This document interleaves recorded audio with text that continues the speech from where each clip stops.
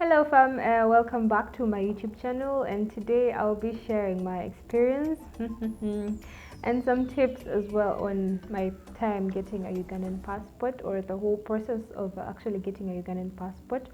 So I feel like during my time I didn't have much, there wasn't much online actually about the whole process and everything. So I'm just here to put this video out to whoever is out there, and I really hope it could be of great help to you. So I'm going to do a part 1 and a part 2 of this video because it's going to be quite lengthy, and I just hope it's helpful again.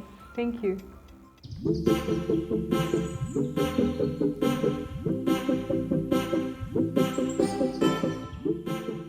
So we are going to focus on the online application bit now, and before you even go further into that, please make sure you have a national ID, because that is like the most important document that is going to be needed throughout this process. So step 1, of course, is to go to your browser or whatever you use to search the internet and look for the Uganda online application process.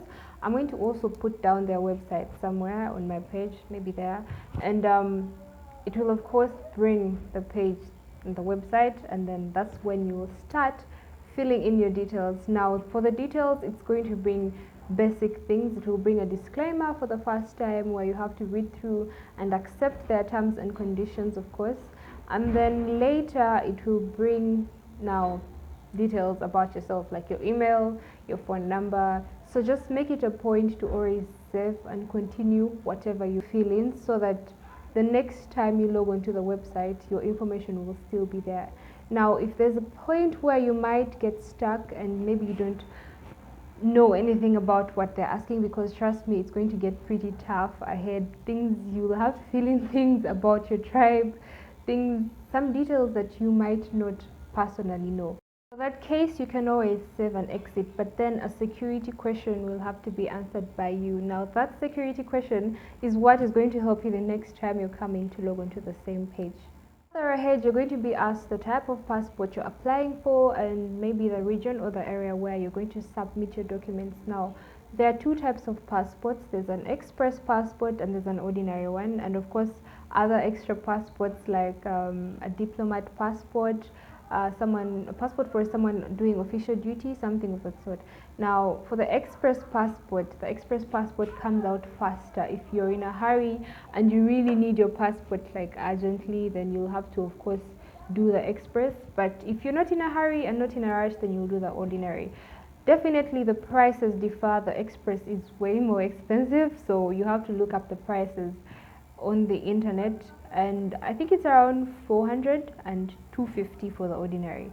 But the prices and the times may change, so just make sure to always make it a point to look up and just find out what is up to date. The place of submission, I believe the ministry has different outlets in different districts, like in different regions, so you don't necessarily have to come all the way, for example, from Gulu to Kampala. No, I'm sure they have some offices somewhere, so just make it a point to check if they have offices somewhere. And of course, if you're in Kampala, then your place of submission will be the central region. And of course, fill in more and more details. There'll be a lot to fill in. Things like your next of kin, yeah.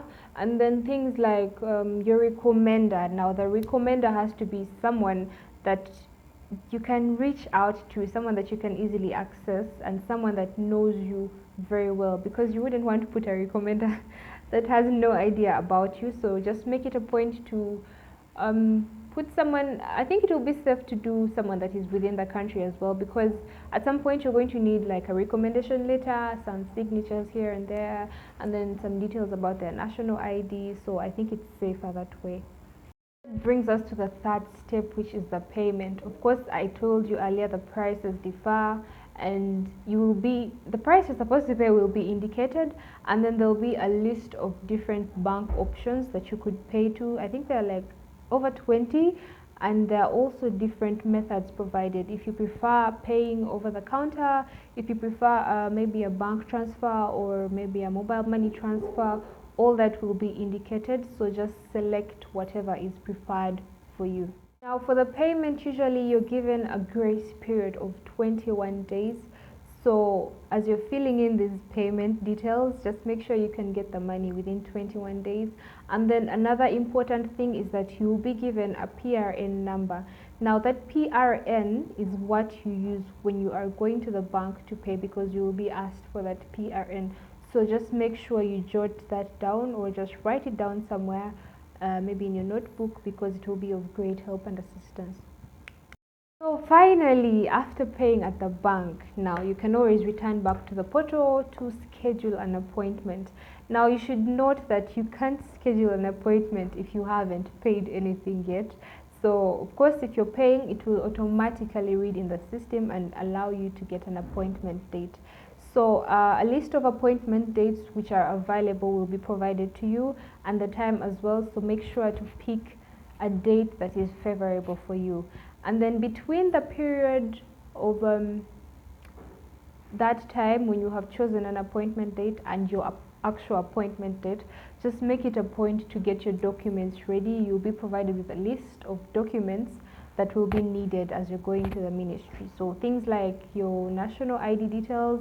Now that's where the national ID comes in, because you'll need a physical one, and then you'll need a recommendation letter, and then you will need quite a number of things. So just make it a point to get your things ready and print whatever documents that will be needed. I personally did like 2 documents to be on the safer side. I printed 2, though it wasn't really necessary, but you know, anything can happen. So just print at least 2 copies of whatever documents you are told to print. And that's it for my part 1. I really hope this was helpful to you and to anyone else out there. So in case I didn't answer any questions, please feel free to ask me in the comment section down below, and I will always get back to you. But for now, bye until the next video. See you.